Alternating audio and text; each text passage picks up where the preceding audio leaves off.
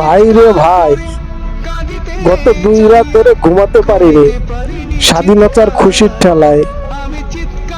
তারপরে 2 রাত ঘুমাইতে পারিনি রয়ের ঠেলায়। তারপরে 2 রাত ঘুমাতে পারিনি ডাকাতের ভয়ে। তারপরে 3 রাত ঘুমাতে পারিনি, শুনলাম হাসিনা নানি আবার দেশে আসবে। হাসিনা নানি দেশে আসলে আয়নাঘর নিশ্চিত। তারে নিয়ে কত কিছু যে ফেসবুকে ছাড়ছি, সিদ্ধ ডিম পিছে দিয়ে দিবে কনফার্ম।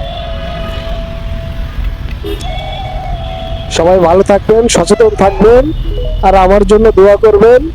আর আমার মতো কে কে আছে অবশ্যই কমেন্ট করে জানাবেন।